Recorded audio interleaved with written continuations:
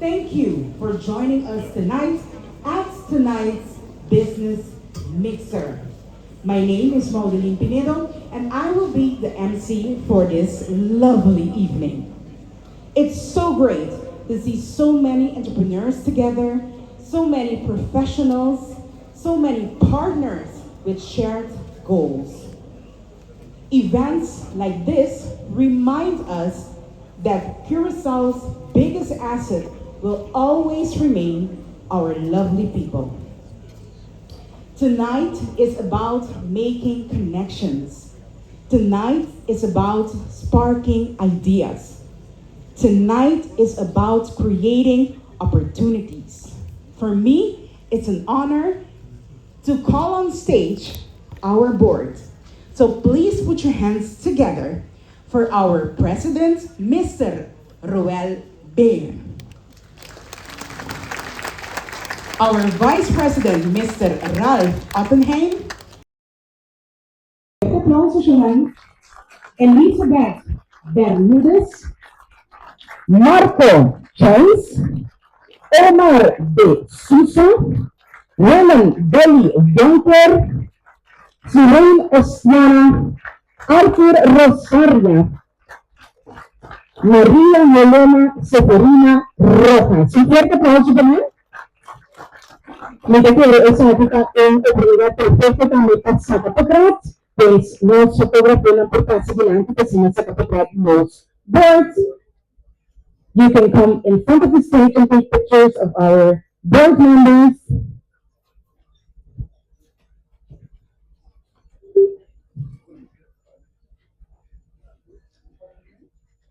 Yes.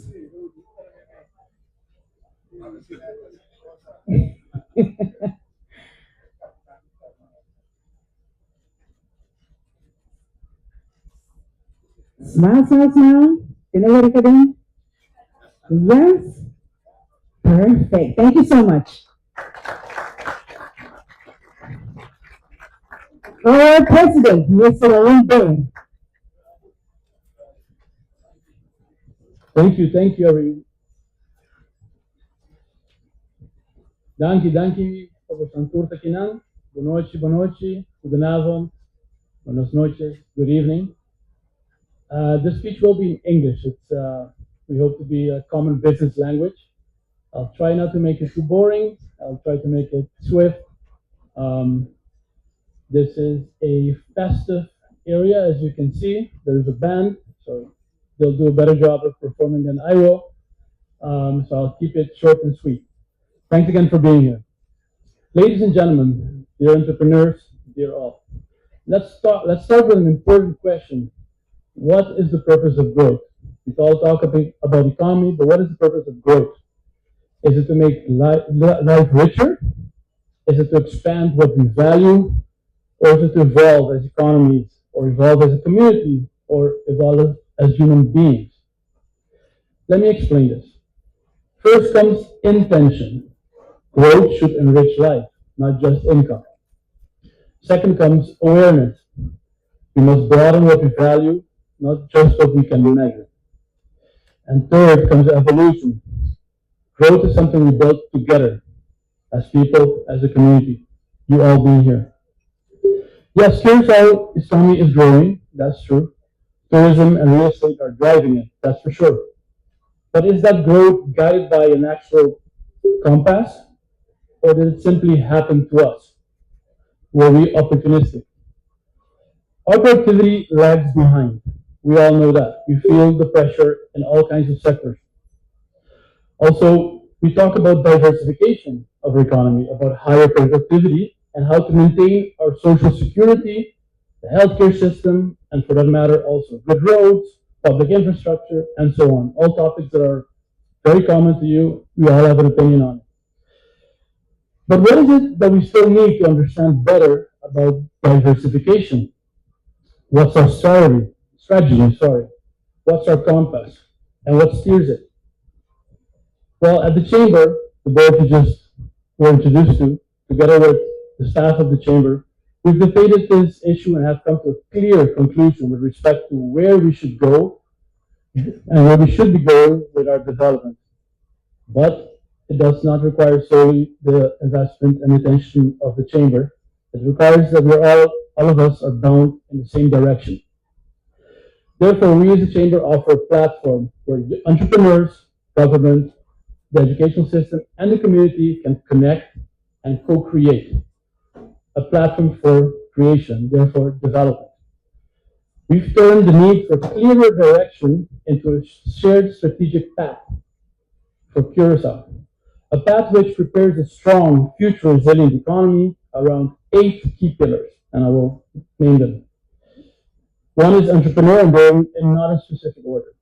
Entrepreneurship is one of them, education, labor market and migration, social security, innovation, mobility, agriculture, and spatial planning. All these areas actually form one system. You cannot just see them as a sole item or project to work on. For example, without education, there's no strong entrepreneurship. Without mobility, there's no employability, right? They can get to work. Without social security, there's no courage to take risks. Without spatial planning, there's no direction in housing, agriculture, energy, and so on. In essence, everything is connected. So, for this systemic view, we're giving you 3 key messages today. The first key message is the following. Curacao has opportunities, but it needs clear direction. Yes, tourism is vital to us, and yes, we do see sparks of innovation in, for example, hydrogen in the agri-tech area or the digital service area. But opportunities don't create the future. Actually, choices do. So we keep saying diversification, but our investments keep circling back to tourism and real estate. And by that, we're probably losing time, maybe losing talent, perhaps losing trust. So we get back to that good word I just used, choices. Choices do create a clearer direction. And if we ever doubted what clear choices are, and what clear choices can achieve, just look at Curacao today. I don't think anybody here can ignore the power that the Blue Wave made. We are going to the World Cup, something many thought impossible for a small island. And yet, you can feel or you can sense or you're part of the Blue Wave. It's everywhere. The Blue Wave energy has swept through our community. There's even a song that's become more than music. It became our belief, pride, and movement. I think everybody knows the song without giving too much commercial attention right now. Well, it shows what happens actually when a whole island moves in the same direction. Obviously, there was a team standing there, but the team didn't do it alone. The intention is what they say, well, we were the wave, we were Curacao. Well, that same energy, that same togetherness, that same head in the same direction is exactly what our economy needs.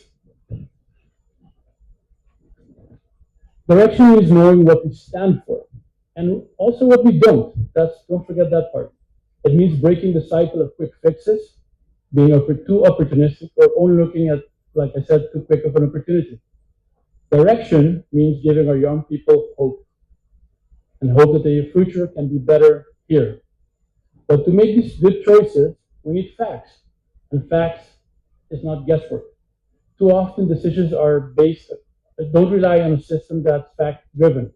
They rely on instinct rather than solid information. And nothing wrong against instinct, but you should back it up.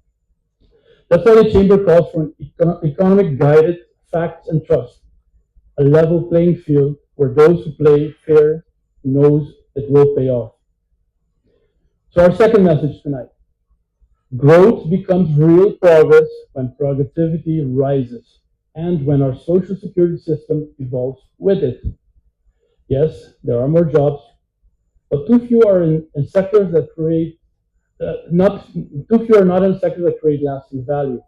So therefore, productivity stays low, informality stays rather high relatively. Meanwhile, the healthcare and the pension costs keep rising and keep rising. Our population will age. The pie of our outlay stays the same size, yet more people sit at the same table wanting to share that same pie. So, higher productivity allows for fair wages, stable prices, and a stronger competitiveness, particularly the latter. It will also give the government the means to fund good education and good healthcare, two of the essential things we mentioned before. For a small island, it's not a luxury, it's a must, it's a necessity. So productivity and social security are two sides of the same coin. Without one, the other one will fail.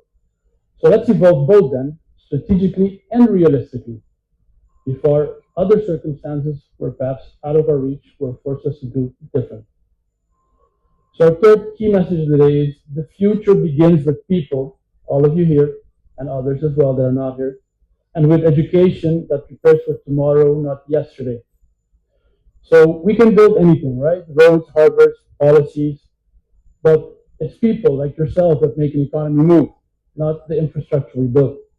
That's why education isn't just one priority, it's actually the backbone of them all.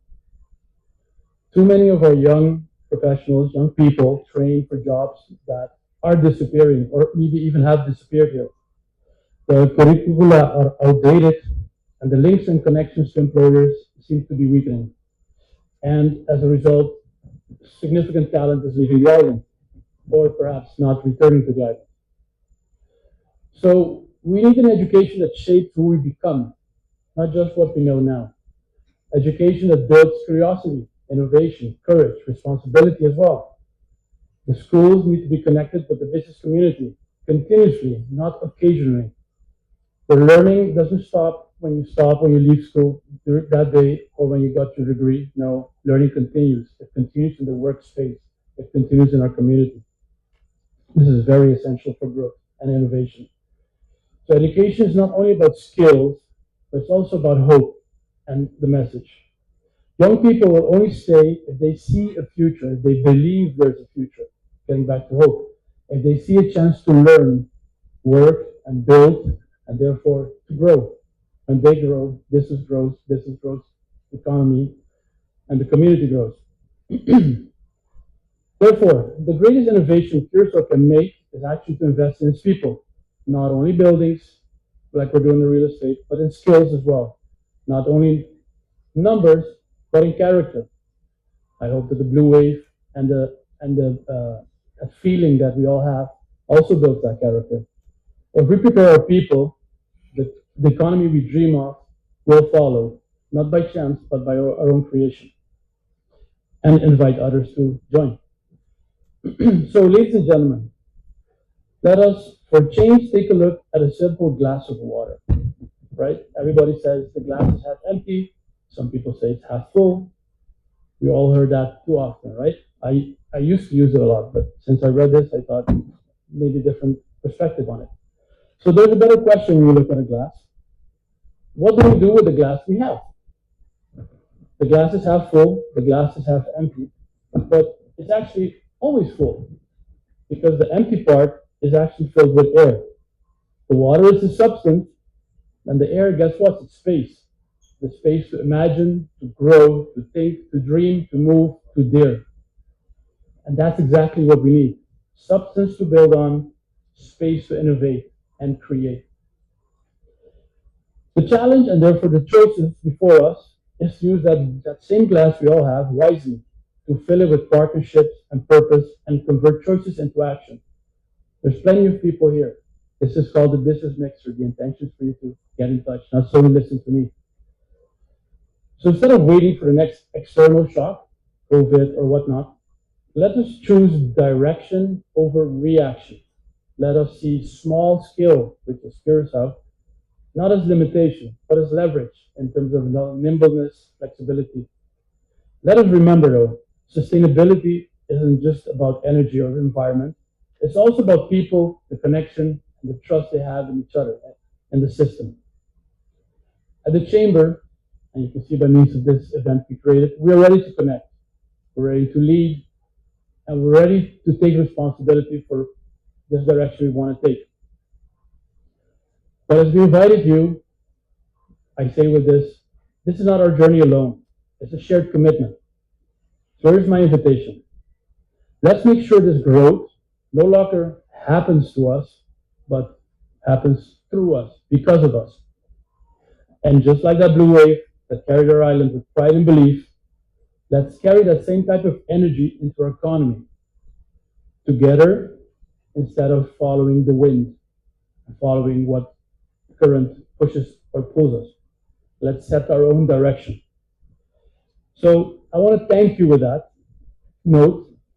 Hope that you will set that direction by means of mingling with the people around you. You're all of the business sector, entrepreneurs, business owners, employers, employees as well. Mingle, meet each other. We want to create this environment whereby we think, we innovate, we create space. See this as the glass that's half full, but also half empty for the space that you guys need to create. Thank you very much. I hope you enjoyed the evening. Thank you. Thank you so much, Mr. Bill. Un fuerte aplauso